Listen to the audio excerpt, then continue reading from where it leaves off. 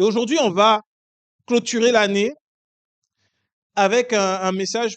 C'est rare que j'ai le titre, mais là, je l'ai. Donc, je le dis, c'est commence l'année dans la bénédiction.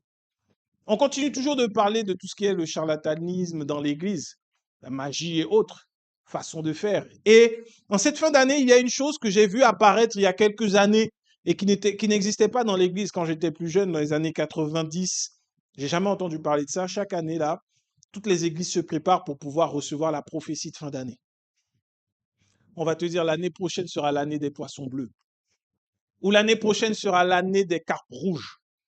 Tu vois, il y aura toujours quelque chose sur l'année. Et je reconnais humblement, j'ai commencé comme ça. Mais après, avec le temps, en regardant la parole, je me suis rendu compte qu'en fait, que nous sommes toujours dans l'année de grâce que Jésus a dit que nous étions en fait.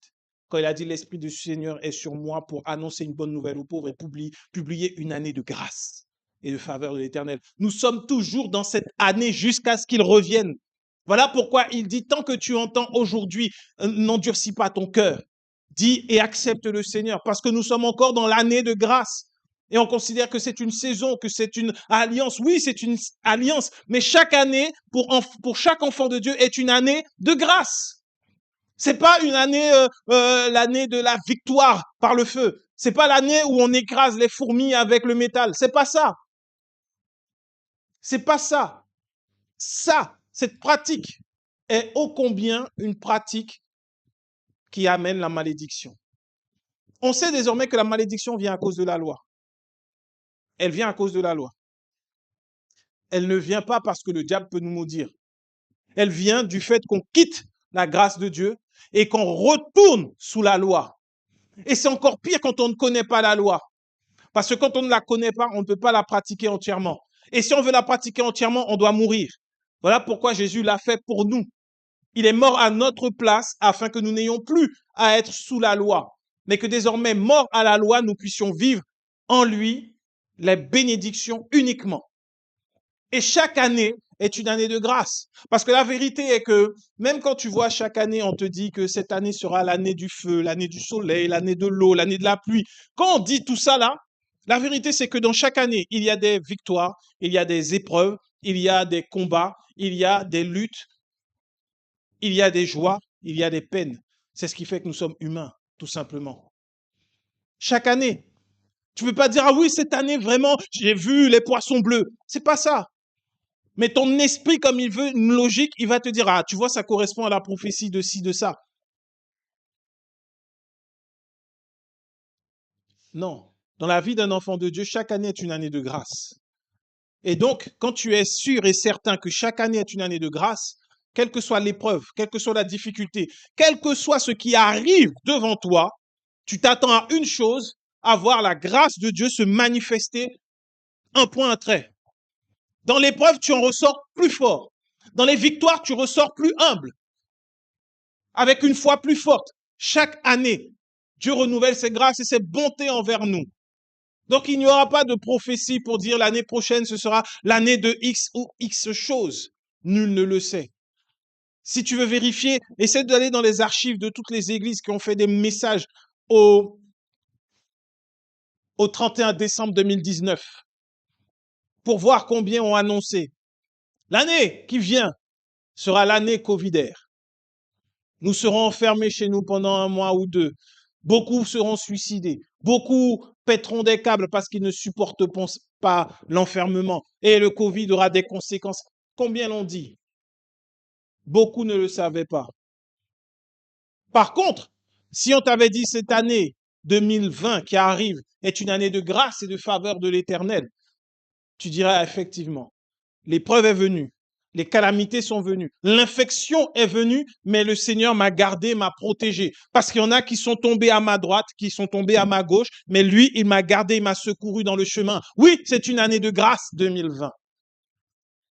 Chaque année, si on te dit 2025, ce sera l'année, la pire année du monde ou quoi que ce soit, non, c'est pas la pire année. Pour moi, c'est une année de grâce. Parce que tant qu'il y aura encore les saisons sur terre, les semences, les semailles n'arrêteront pas.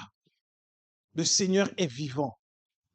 Mais en mettant en place ce principe de chaque année une prophétie Et en plus, souvent avec ces prophéties, on te fait faire une chose qui est extrêmement grave, qui est une abomination, qui est horrible devant Dieu. On te fait faire des offrandes.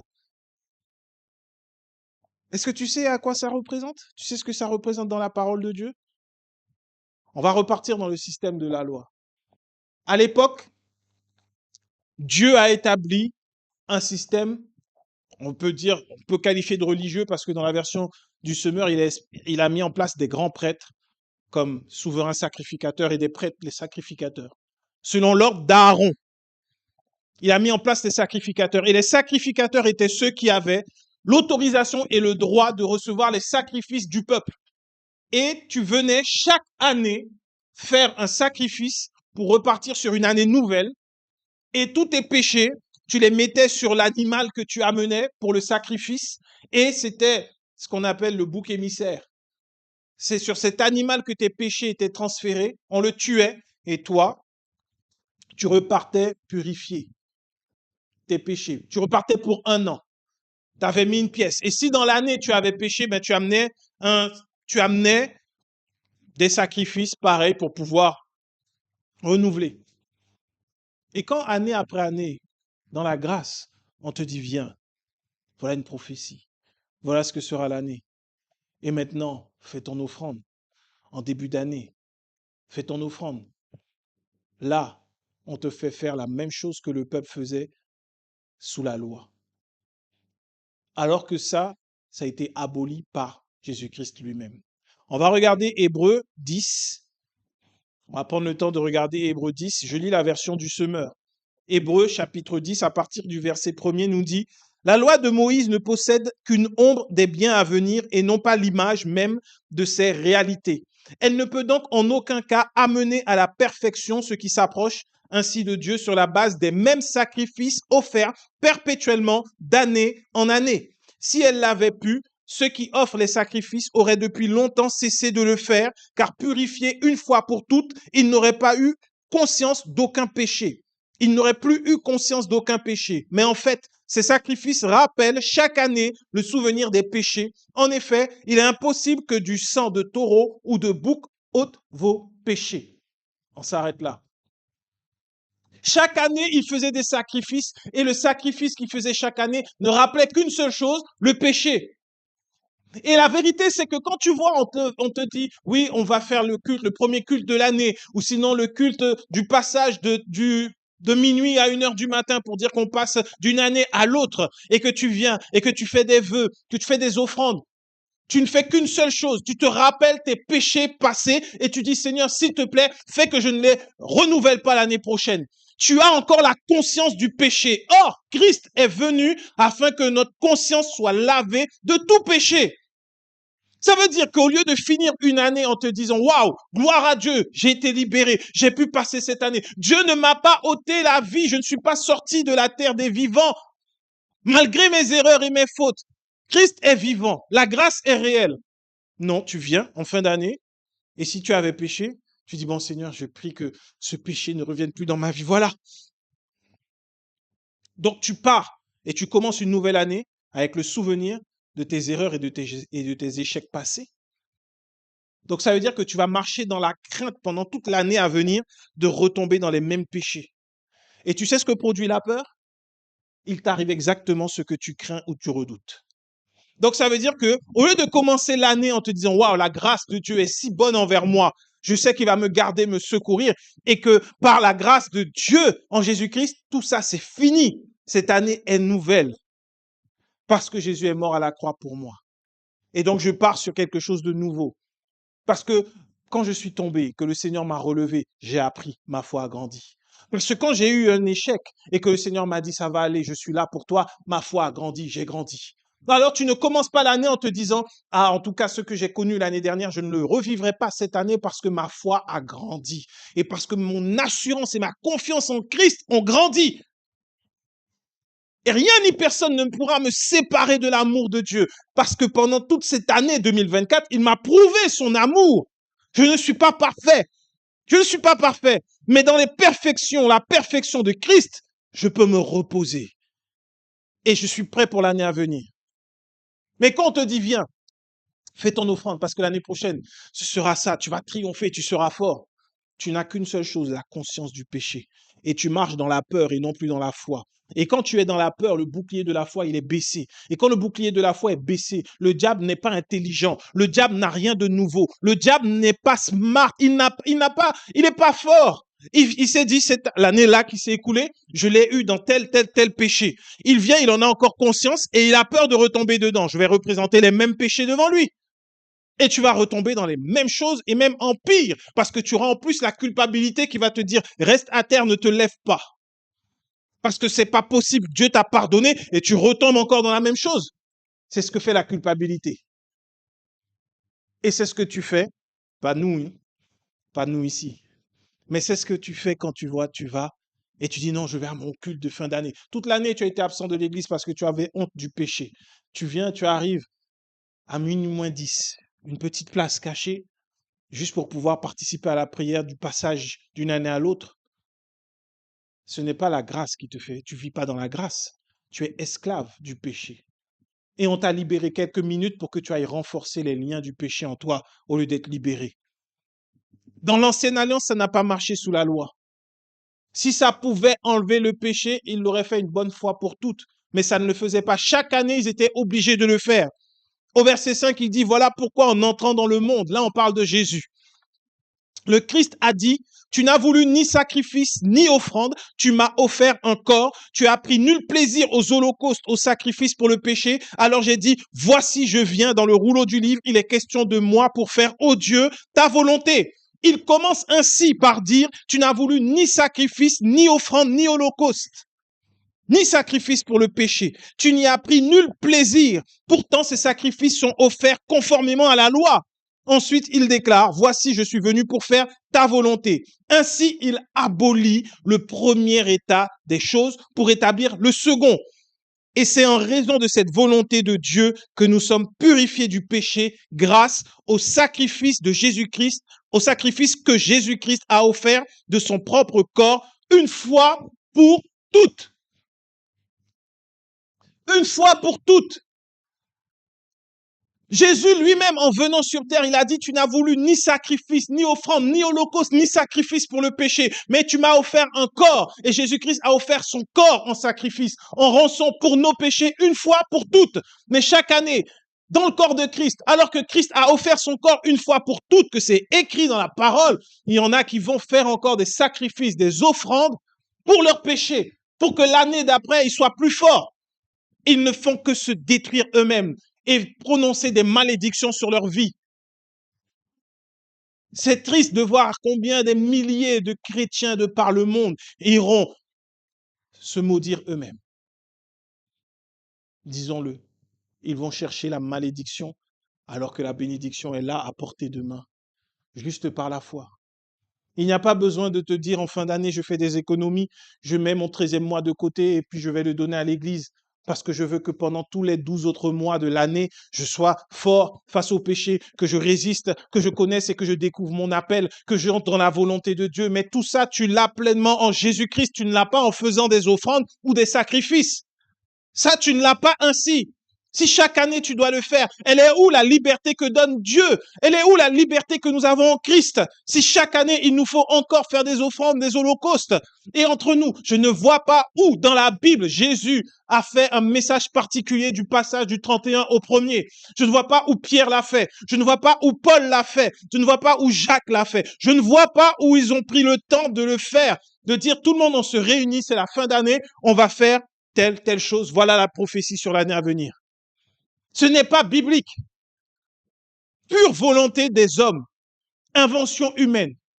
On a décidé que ce serait bien. Pourquoi? Parce qu'on ne te donne plus l'évangile, on te donne un spectacle. Il faut que tu en aies pour ton argent. Il faut que tu aies des activités dans l'église. Il faut que tu sois occupé pour ne pas chercher Dieu. Et après, on va t'accuser de ne pas passer assez de temps avec Dieu. Mais en même temps, on te surcharge d'activités à l'église. Et si tu n'es pas là, tu n'es pas un bon chrétien. Comment tu veux ainsi sortir des griffes de l'ennemi? Tu ne peux pas. Tu es pris dans un piège.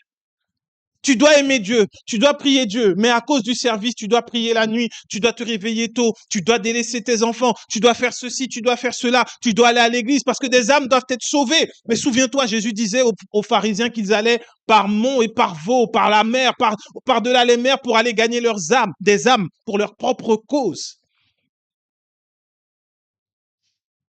Et chaque année, des milliers d'esclaves, d'hommes, se faisant appeler pères avec des titres les plus ronflants, se trouvent à venir eux-mêmes redonner les clés de leur lien à leur bourreau. Ils font ces offrandes. Et comme c'est pas suffisant, il y en a qui vont même au pied des hommes. Il faut que j'aille faire mon offrande à mon pasteur pour qu'il puisse prier pour moi sur l'année. Il faut que j'aille faire mon offrande à mon pasteur pour prier pour moi pour l'année. Quelle abomination. Parce que si tu veux faire des offrandes pour quelqu'un qui prie pour toi, pas seulement une prière pendant 10 minutes ou même 2 minutes en début d'année, il y en a un qui prie pour toi nuit et jour et qui a donné sa vie pour toi nuit et jour. Et il ne te demande aucune offrande en retour. Il ne te demande aucun sacrifice en retour. Il ne te demande rien d'autre que de croire en ce qu'il a fait. Et il intercède pour toi. Pourquoi? Pour que tu continues d'avancer malgré les épreuves et les difficultés. Parce qu'il sait qu'à des moments, c'est difficile. Lui-même ayant été dans un corps humain. Et tu te dis pas, à chaque fois, quand je viens dans la présence de Dieu, je viens faire une offrande. Pourquoi? Parce que Dieu est avec toi tous les jours. Il est avec nous tous les jours. Donc, lorsqu'on fait une offrande le dimanche, ce n'est rien à côté de ce que lui, il a fait. Quand tu viens et que tu l'as fait le dimanche, c'est juste une action de grâce. Tu rends grâce à Dieu. C'est juste une action de grâce. Ce n'est pas ce qu'il va faire qui va te donner plus ou moins, parce qu'il t'a déjà tout donné. Mais quand tu ne sais pas que tu as tout pleinement en Jésus-Christ, pourtant on le dit, on le chante, on le proclame, on le rêve, on l'écrit, mais la vérité c'est que beaucoup observent en fin d'année. Combien vont aller dans les églises? Lever la main, se mettre à genoux, recevoir l'huile, je ne sais pas quoi d'autre encore. Et vont commencer l'année maudite au lieu d'être bénis. Alors que tu es béni de toutes les bénédictions en Jésus-Christ. Et tu commences maudit au lieu d'être béni. Pourquoi? Parce que tu respectes un ordre qui n'est plus d'actualité. Il a dit, Jésus est venu ainsi et il a aboli le premier état des choses pour établir le second. Le second, c'est quoi? C'est la nouvelle alliance par la grâce en Jésus-Christ. Jésus a aboli. Est-ce qu'un esclave qui a été aboli, libéré de l'esclavage, tu peux lui dire, reviens encore, je te mets des chaînes, des liens pour travailler dans les champs pour moi? Donc, quand on a aboli la peine de mort en France, est-ce qu'aujourd'hui, malgré les crimes horribles qu'on voit, on peut dire à quelqu'un finalement, toi là, exceptionnellement, on va remettre la peine de mort pour toi? Non, c'est pas possible. Si la loi c'est fini, c'est fini. Jésus a aboli. Le premier état, c'est fini. Mais chaque année, on y va, on va se présenter. Au verset 11 d'Hébreux 10, il est écrit, tout prêtre se présente chaque jour pour accomplir son service et offrir souvent les mêmes sacrifices qui cependant ne peuvent jamais ôter les péchés.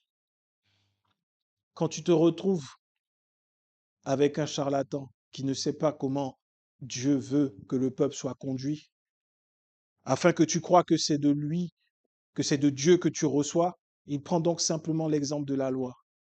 Et donc, en plus que de te faire retourner, renouveler l'alliance de malédiction chaque année, ben tu vas vivre une année qui sera semblable à la précédente dans l'Église, parce qu'il n'y a pas de conduite par l'Esprit.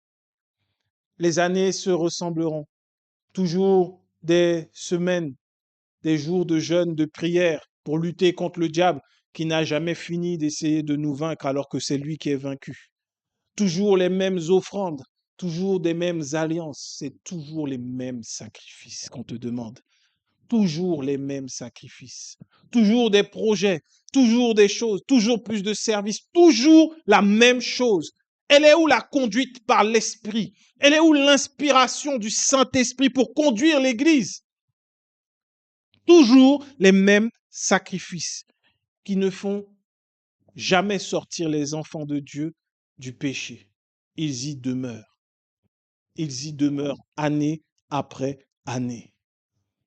Dans les églises, tu vois des gens qui sont toujours au même point, au même stade, toujours dans le même péché, toujours dans la même addiction, toujours dans les mêmes choses. Pourtant, année après année, ils sont là. Ils servent, ils prient, ils font des offrandes, ils se sacrifient, ils offrent des sacrifices, mais ça n'ôte pas la culpabilité ou le péché. Ils y demeurent. Voilà pourquoi nous avons Jésus. Au verset 12, il dit le Christ, lui, il fait bien la distinction. Le Christ, lui, a offert un sacrifice unique pour les péchés, valable pour toujours. Un sacrifice unique pour le péché, valable pour toujours. Et il siège à la droite de Dieu, où il attend désormais que Dieu mette ses ennemis comme un escabeau sous ses pieds. Par une offrande unique, en effet, il a rendu parfait pour toujours ceux qu'il purifie du péché. Nous, par une offrande unique, il a rendu parfait pour toujours ceux qu'il purifie du péché. C'est là que le Saint-Esprit nous confirme de son côté. C'est là ce que le Saint-Esprit nous confirme de son côté, car il dit d'abord, mais voici quelle alliance je vais établir avec eux après ces jours-là, dit le Seigneur. Je placerai mes lois dans leur cœur et je les graverai dans leurs pensées. Puis il ajoute, je ne tiendrai plus compte ni de leurs péchés, ni de leurs fautes. Voilà la vérité sur laquelle tu dois commencer ton année. Sache que dans l'année à venir, il y aura des luttes. Sache que tu vas faire ce qui ne correspond pas à la volonté de Dieu. Ce qui veut dire que tu vas pécher malgré que tu aies été libéré du péché, malgré que ce ne soit pas ta volonté. Parce que nous ne sommes pas parfaits.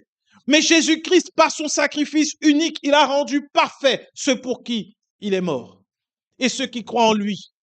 Commence cette année avec cette assurance. Tu pars avec ton sac rempli de grâce, de faveur, de bénédiction pour faire face à l'année.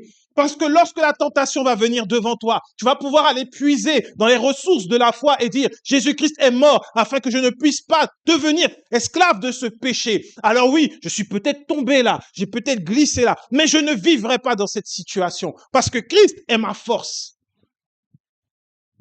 Pars avec une année de grâce et de faveur.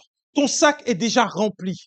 Pendant tout au long de l'année, le Seigneur est là et il te remplit, il te remplit, il te remplit. Parce que lorsque le moment va venir où tu ne sauras pas comment tu vas payer ta facture, tu ne sauras pas d'où viendront les courses, tu ne sauras pas comment te vêtir même, tu te rappelleras que le Seigneur prend soin de toi. Pourquoi? Parce que l'année d'avant, lorsque la situation est venue, il a agi.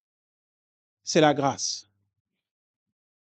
Pars avec cette assurance. Et dis-toi que lorsque tu verras que les choses seront plus difficiles l'année prochaine, qu'il y aura des épreuves, tu te dis, mais c'est pas possible. Pourquoi c'est encore plus gros, plus grand? Parce que toi, tu as grandi. Parce que toi, ta foi a grandi et que désormais, tu peux faire face à ce type de défi. Ce ne sera pas une alliance éphémère, ce ne sera pas une offrande qui fera que tu tiendras, mais c'est la grâce de Dieu. Ce sont ces bénédictions envers toi qui ne sont suivies d'aucun chagrin. Tu pourras faire face.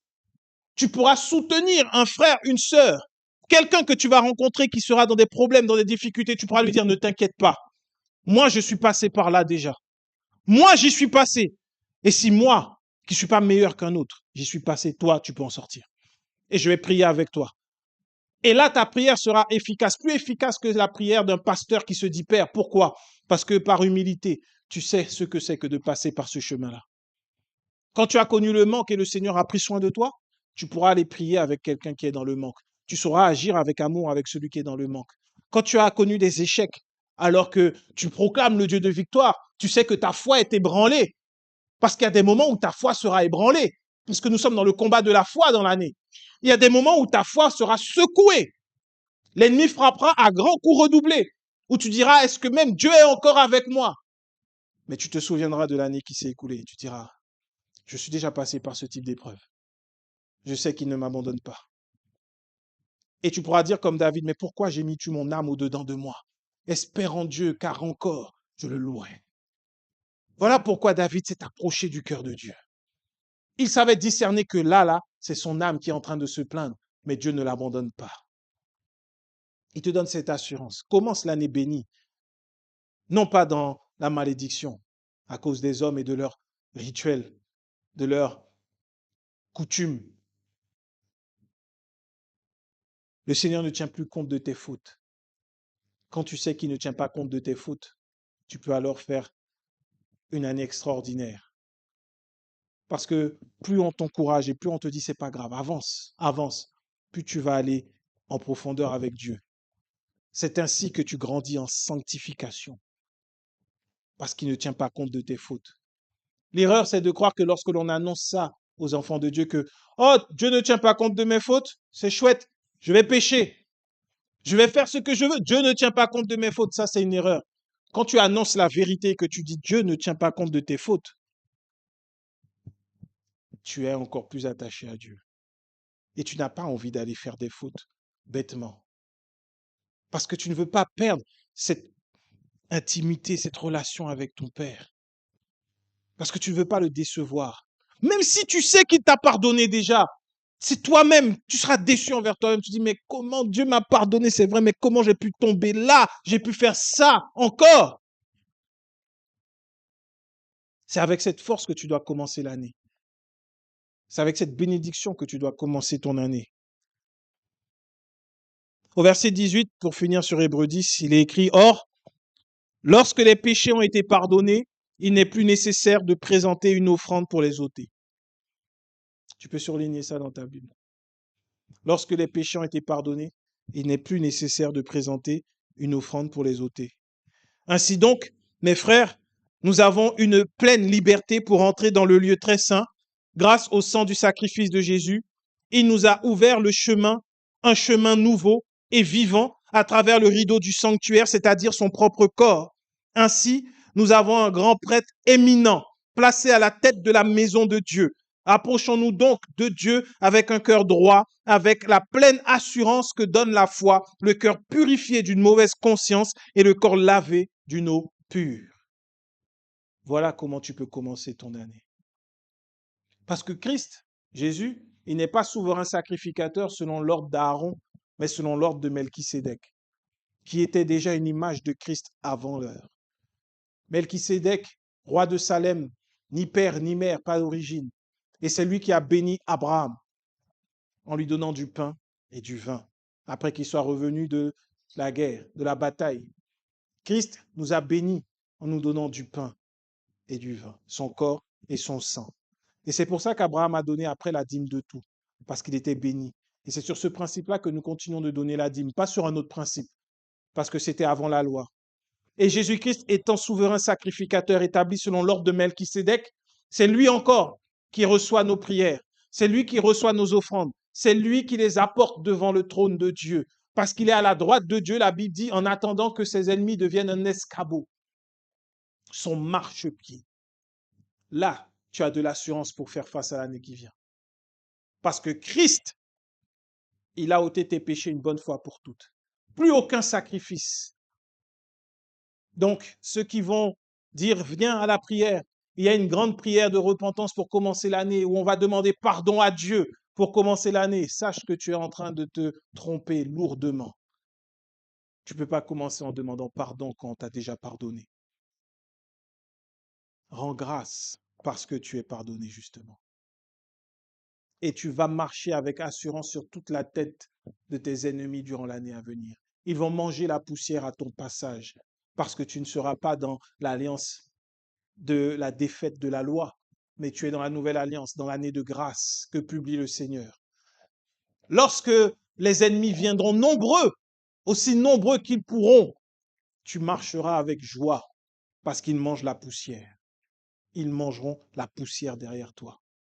Et Christ sera toujours triomphant. Et tu es et tu demeures plus que vainqueur. Une année de bénédiction.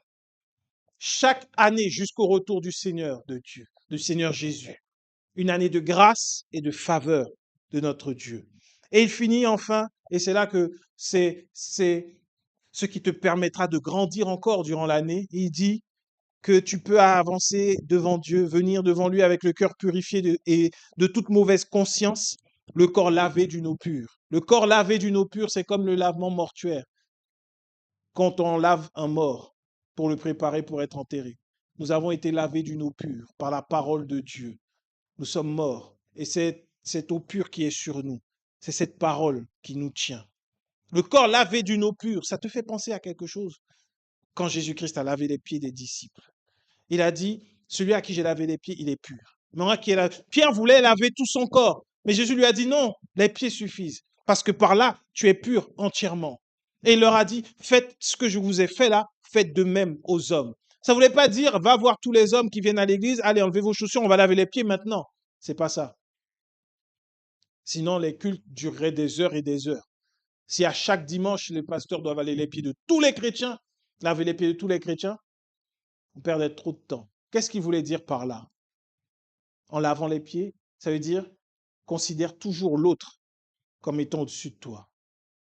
Moi, le maître de tout, Jésus, je me suis fait votre serviteur. Alors vous tous, soyez les serviteurs les uns des autres. Soyez les serviteurs les uns des autres. Et pour finir, afin que tu aies cette année de bénédiction, regardons ensemble Philippiens 2. Et je prie que ce soit pour toi une réalité manifestée au nom de cette année qui vient. Philippiens, chapitre 2. Que chacun de vous, au lieu de considérer ses propres intérêts, considère aussi ceux des autres. Ayez en vous les sentiments qui étaient en Jésus-Christ, lequel, existant en forme de Dieu, n'a point regardé comme une proie à arracher d'être égal avec Dieu, mais il s'est dépouillé lui-même en prenant une forme de serviteur, en devenant semblable aux hommes. Et ayant paru comme un simple homme, il s'est humilié lui-même, se rendant obéissant jusqu'à la mort, même jusqu'à la mort de la croix. C'est pourquoi aussi Dieu l'a souverainement élevé et lui a donné le nom qui est au-dessus de tout nom, afin qu'au nom de Jésus, tout genou fléchisse dans les cieux, sur la terre et sous la terre, et que toute langue confesse que Jésus-Christ est Seigneur, à la gloire de Dieu le Père. Lorsque dans le livre des Hébreux, nous avons le corps lavé d'une eau pure, que Jésus dit aux disciples, vous êtes purs parce que je vous ai lavé les pieds. Il a dit ainsi ce que Paul va révéler aux Éphésiens. Considérez non pas vos propres intérêts, mais ceux des autres. Et que tu regardes celui qui est à côté de toi comme étant plus grand que toi. Sois humble, parce que Jésus-Christ, en le faisant, il a reçu le nom au-dessus de tout nom. Et désormais, à la mention du nom de Jésus, tout genou fléchit et toute langue confesse qu'il est Seigneur, à la gloire de Dieu le Père. Cette année, que tu sois dans l'humilité tous les jours de ta vie et que tu considères l'autre comme étant au-dessus de toi. Que ton prochain, tu ne cherches pas ton propre intérêt, mais que tu cherches l'intérêt de ton prochain. Tu veux vivre cette bénédiction et alors, le Seigneur lui-même va te faire grandir. Tu ne seras pas élevé comme Jésus-Christ l'a été parce qu'il n'y a qu'un seul Christ. Mais par contre, tu vas grandir. Et aux yeux de Dieu, tu seras grand. Parce que celui qui se fait plus petit est celui qui sera le plus grand. Ce n'est pas celui qui tient un micro, ce n'est pas celui qui prêche, mais c'est celui qui se fait le plus petit. Alors cette année, fais-toi petit. Fais-toi petit. Humilie-toi. Sois le serviteur de tes frères, de tes sœurs. Et tu verras. Tu verras. Là où il y avait des difficultés encore, le chemin va s'ouvrir. Le chemin va s'ouvrir. Le chemin va s'ouvrir devant toi. Parce que tu auras appris à servir les intérêts des autres et non pas les tiens. C'est ainsi que Jésus-Christ a pu faire beaucoup de miracles, de signes, de prodiges, changer des vies, parce qu'il n'a pas considéré son égalité avec Dieu. Mais il est venu au service de ceux qui étaient malades, au service de ceux qui étaient affligés, de ceux qui étaient aveugles, sourds, muets, au service de ceux qui étaient dans le péché. Et il les a sauvés par son sacrifice. Alors maintenant qu'il n'y a plus de sacrifice pour le péché, il n'y a rien besoin de renouveler cette année. Mais au contraire, continue d'avancer dans l'année de la grâce de Dieu. Et cette année a été publiée le jour où Jésus-Christ a pris le livre d'Ésaïe et qu'il a annoncé et qu'il a dit que cette parole s'accomplit aujourd'hui. Une année de grâce et de faveur de l'Éternel. C'est chaque année pour nous qui sommes en Jésus-Christ. Amen.